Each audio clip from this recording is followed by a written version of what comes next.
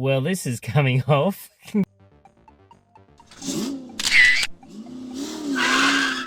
Good evening, it's Adam here again with another quick instant movie review for you. So tonight I saw Wonka. This is the 2023 musical fantasy film directed by Paul King, who did the Paddington films, and he also co-wrote the screenplay with Simon Farnaby. It's based on the story by King, and it tells the origin story of Willy Wonka, a character that was created in 1964 by Roald Dahl in Charlie and the Chocolate Factory. And this basically takes place in the early days of Willy Wonka, as a young chocolatier.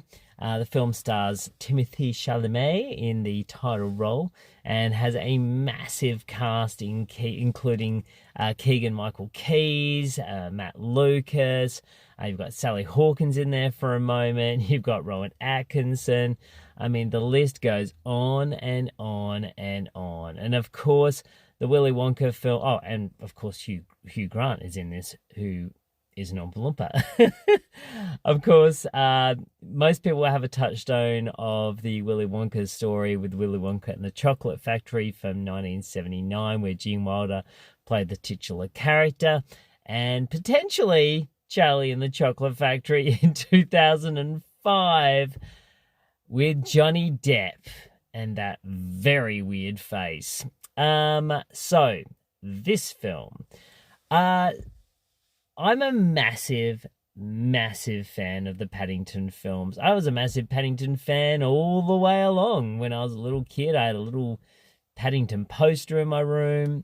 I had a Paddington bear. I just loved Paddington. So when the films came out, I was like both scared, and after I watched it, I was relieved. And more so than being relieved, I was excited that Paddington was about to be reborn into my adulthood and that I could share that gift with my kids. And I think Paddington is a beautiful film, and Paddington 2 is one of those cases that a rare sequel is better than the original film. So when I heard that Paul King was leaving the Paddington franchise, not doing Paddington 3, and hitting up a Wonka film instead, I was completely devastated. And I'm not a massive fan of Willy Wonka and the Chocolate Factory. Look, to be honest, the Gene Wilder film, he kind of scared me. Willy Wonka scared me. He was this weird character in that scene in the boat where it's all a bit sinister, a bit 1970s psychedelic spin going on. I thought, whoa, if I'm tripping out, maybe this is a good time, but this is scary as. And the Oompa Loompas were just giving me nightmares. Anyway, so when I heard this was happening, Wonka, I wasn't really interested. I wasn't interested in the Tim Burton 2005 film. As I mentioned, I thought Johnny Depp looked completely frightening. And yeah, so for me, this, and then Timothée Chalamet, great in June, but anyway. So, I went in with very low expectations, except that I love Paul King as a director. So, I was pleasantly surprised, number one, when I didn't realize this was a musical, that I went in and there was a lot of songs. And, you know, Timothy can hold a note and he can dance a box step. He can do it. He does it very well.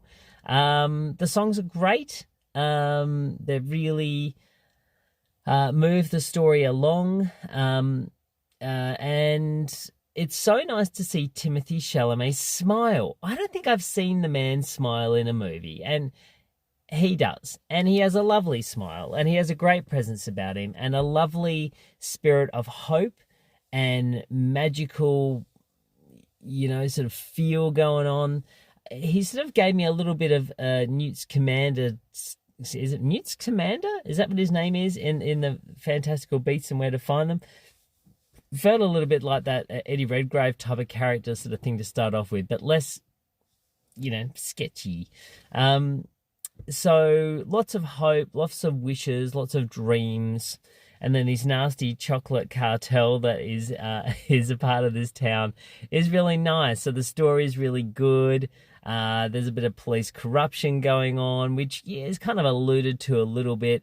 And then all of the characters around us, beautiful little Noodle, who he forms a partnership with, this sort of lost orphan girl who helps him on his quest to have the dream of opening his own chocolate shop. So there's some lovely moments in this film. I guess the thing that I felt with it is it was very one note lovely. There wasn't a lot of... Yeah, there was conflict. Yes, there was, possible conflict, but it was all sort of external. There was no internal conflict, I felt, at all for the character of Willy Wonka. And, I suppose for me, what I was looking for in this film a little bit was that where did that cynicism and hate for people and the shutting down of the factory and the unwillingness for... the I guess Willy Wonka's character kind of becomes a bit exiled in that 1971 film, and hence why he's sort of opening the golden ticket with the opening of the factory for a select number of people, because he doesn't want to keep everyone else, doesn't want to share any secrets, all the rest of it, whereas in this film he's sharing sort of everything, and I haven't seen that moment in this film where his character is going to explode into this Gene Wilder character. So we're not really getting any of that baggage, I suppose, at this stage, which I thought was interesting, So it's just basically a story of hope and, and constant excitement and musical numbers and people eating chocolate. I mean, if that ticks your box, that's good. For me, it just didn't have the same sort of, I don't know, there was just a little spark missing for me. I'm not 100% sure what it was. The film is a very lovely film to look at. It's full of joy and singing and all the things. So I don't want to be a cynical old bloke and say, oh, I was missing all the dark stuff. But, I guess there wasn't as much shade, but there was a lot of light.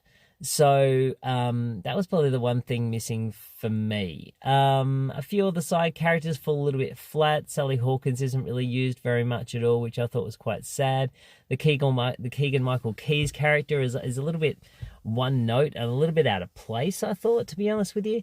Olivia Colman's good. But really, this is the story of Wonka and Noodles. When the two of them are on screen together, we're in a good place. The guys that in the Chocolate Cartel, including Matt Lucas, is good. But yeah, there's just a little spark of something missing.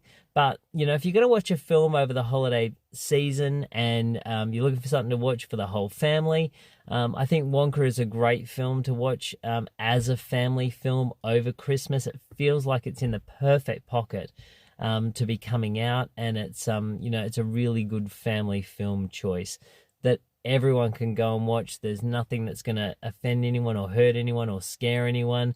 It's certainly less scary than 1971 Willy Wonka film as far as I'm concerned. That's just, for me, knowing the pedigree of the Paddington films that have come before, I just felt there was a little bit of something missing. But, you could do a lot worse than seeing this colourful, light, beautiful holiday film that is Wonka. And I would give Wonka, I'd say, a 6.5 to a 7 out of 10. It's somewhere in that kind of pocket there. It's a feel-good, skipping your step type of film. Think Mary Poppins Returns, but maybe not quite as good. Anyway, have a great night and go and eat some chocolate, which I actually have some chocolate. I have some chocolate here somewhere. I'm just going to eat it. It might come up in the thumbnail.